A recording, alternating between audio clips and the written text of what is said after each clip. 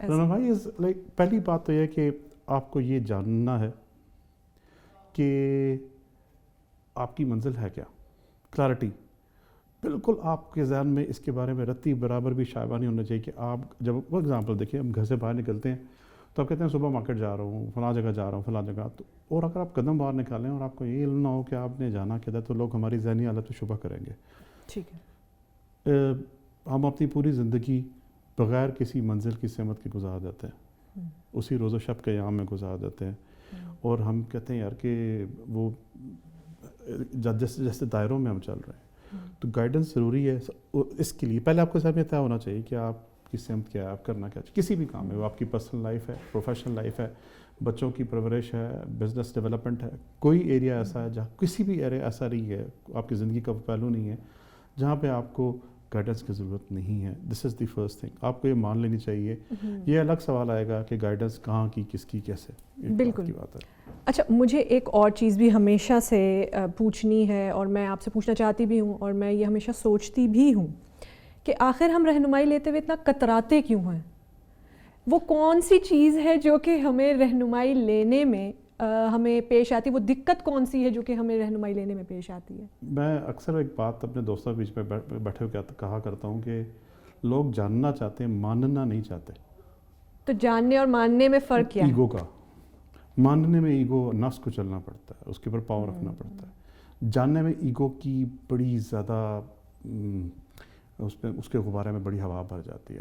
میں آپ سے کوئی باتیں سیکھوں گا، 4 لوگوں کے دماغ میں جاؤں گا، تمہیں کیا پتا یہ بات تو یوں ہوتی ہے، یا فلسفیکل مسئلہ تو یوں ایسے حل ہوتا ہے، اس کا تو یہ حل.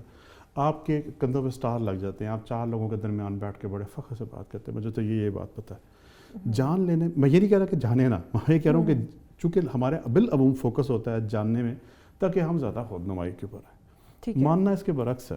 ماننا یہ کہ جو آپ جانیں اس کو تسلیم کریں with 100%، جو کہ آپ تسلیم کر سکتے ہیں، اور جس کی قرآن میں قلب سلیم کی بات کی گئی ہے. وہ قلب جو مکمل تسلیم کی حالت میں ہو. جب آپ مکمل تسلیم کی حالت میں ہوں گے تو آپ عمل کر رہے ہوں گے. تو وہ جو ایلیمنٹ ہے کہ تو ایک تو یہ کہ رہنمائی اس لیے لوگ نہیں لینا چاہتے کہ اس میں نفس کو کچلنا پڑتا ہے. آپ کو کسی جس طرح رہنمائی لیں گے آپ کو اپنے سے ہائر پیڈسٹل پہ رکھنا پڑے گا. آپ کو یہ تو ماننا پڑے گا، کسی بھی چھوٹے سے ایریا کے لیے کیوں نہیں لے رہے، آپ کو یہ ماننا پڑے گا کہ اس کا علم میرے سے زیادہ ہے، یا اس کے پاس تجربہ، اس کی زندگی، اس نے کچھ مجھ سے زیادہ جان رکھا ہے، دیکھ رکھا ہے. ہم یہ کرنا نہیں چاہتے. آپ نے دیکھا اکثر میل ایگوز کیا ہوتی ہے، وہ راستے پر آدھے گھنٹے کسی بلاک میں پھرتے رہیں گے ڈی ایچ اے میں، لیکن کسی سے پوچھیں گے نہیں کہ نہیں. This is one of the factors is there کہ ہم ایسا یہ کر رہے ہیں. تو مجھے لگتا ہے کہ ہم بہت سی جگہوں پر ٹکرے مارتے رہتے ہیں لیکن رک کے نہیں پوچھتے کہ یار راستہ کدھر ہے. تو آئی تھنک یہ ہمیں جاننا چاہیے. بالکل آپ نے اس چیز کو اس سے تو ریلیٹ کر دیا کہ موجودہ دور میں ہمیں رہنمائی لینے میں اپنی ایگو کو نکالنا پڑے گا، تبھی ہم کسی ایک اچھے پوائنٹ پہ اور سکسیس میں ہم آگے جا سکتے ہیں. جبکہ اللہ تعالیٰ نے تو رہنمائی کے لیے نبی پاک کو بھیجا تھا. جی اس پہ مجھے ایک حدیث یاد آئی. اور بیسیکلی دیکھیے یہ چونکہ تمام انسانیت کی بات کریں، ہم کسی خاص مذہب سے بھی ہم آپ کو اپنے آپ کو لمیٹائز نہیں کر رہے.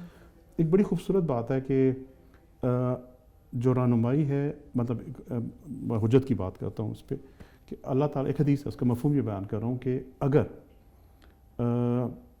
اللہ تعالیٰ کوئی نبی نہ بھی بھیجتا تو لوگوں کی عقل یہ بتانے کے لیے کافی تھی کہ اس کائنات کا کوئی مالک حاکم ذات موجود ہے جو ایک ہے. اس کا مطلب کہ ہمارے پاس 2 طرح کی گائیڈنسز، 2 طرح کی گائیڈ لائنز موجود ہیں. ایک کو کہتے ہیں حجت باطنہ اور ایک کو کہتے ہیں حجت ظاہرہ. اب آپ ان دونوں میں جو ہے فرق بھی بتائیں گے اور عام فہم زبان میں بتائیں گے تاکہ ناظرین جو ہیں وہ اس کو نہ صرف سمجھ سکیں بلکہ اپنی زندگی میں اس کو اپلائی بھی کریں اور جانیں کہ اچھا یہ یوں ہے تو یہ اس کا مطلب اصل میں ہے کیا. حسن صاحب آپ ہی بتائیں گے. ٹھیک ہے. حجت جو باطنہ ہے اس کا نام ہے عقل، اور جو حجت ظاہرہ ہے وہ ہے انبیاء، ڈیوائن گائیڈنس. وہ لوگ جو کہ خدا کی طرف سے، اللہ کی طرف سے بھیجے گئے تمام الہامی کتب میں، ریگارڈلیس ہم کسی بالکل وہ تمام لوگ جو کہ خدا کی طرف سے اپنے انسانیت کے لیے ان کو گائیڈ آؤٹ کرنے کے لیے بھیجے گئے، مشعل راہ بنائے گئے. تو وہ ایکسٹرنل ہے. حدیث یہ کہہ رہی ہے کہ اگر کوئی ایکسٹرنل گائیڈنس موجود نہ ہوتی مثال کے طور پہ. تو بہت بیسک ہے, اس نے بڑا لمٹائز کیا ہوا ہے. تو اللہ انسانوں کی عقل یہ بتانے کے لیے کافی تھی کہ کوئی اس پوری سسٹم کا, اس پوری کائنات کا پالن ہار بنانے والا کوئی ایک سٹیپ ہے. تفکر کی بات ہے.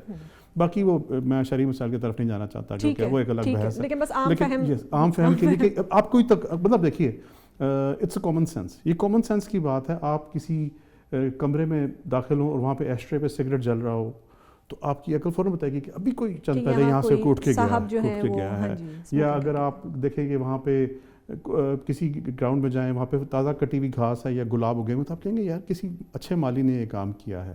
یا اس راستے سے شاید کوئی اچھا جس نے ذوق لوگ ہیں جو اس باغ کی پرورش کر رہے ہیں.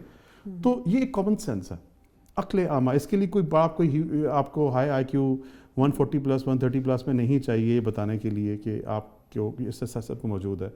تو یہ ساری رہنمائی ہمارے پاس کہیں نہ کہیں سے فال کر رہی ہوتی ہے. تو ایک ہمارے اندر حجت باطنہ عقل اور ایک حجت ظاہرہ انبیاء, اور قرآن نے دونوں طرف آپ کو, ایون بائبل نے آپ کو دونوں طرف بتایا کہ جی آپ فکر کریں, غور کریں, سوچیں, سمجھیں, تدبر کیوں نہیں کرتے. لیکن کیسے فکر کریں, ہمارے پاس تو ٹائم ہی نہیں ہے. ٹائم ہی نہیں ہے. اچھا ٹائم بھی ایک ہو سکتا ہے وقت ہمیں ٹائم دیا, مطلب ہمیں کچھ اس پہ آگے بات کرنے کا موقع رہتا ہے. وقت پہ ایک الگ پوری بحث ہے. بالکل, یہ تو ایک بہت بڑا موضوع ہے. جی بالکل. تو ہم ٹائم نہیں دیتے. جی ہم ٹائم نہیں دیتے. ہم ٹائم کیوں نہیں دے پاتے؟ ہماری ترجیحات میں شامل نہیں ہیں. ترجیحات کو کس طرح سے ہم نے ان کا تعین کرنا ہے, ترجیحات کو کس طرح سے ہم طے کریں گے, یہ میں حسن صاحب سے ہی پوچھوں گی, اور یہ حسن صاحب ہی ہمیں گائیڈ کریں گے. ترجیحات اس لیے طے نہیں کہ منزل کلیئر نہیں.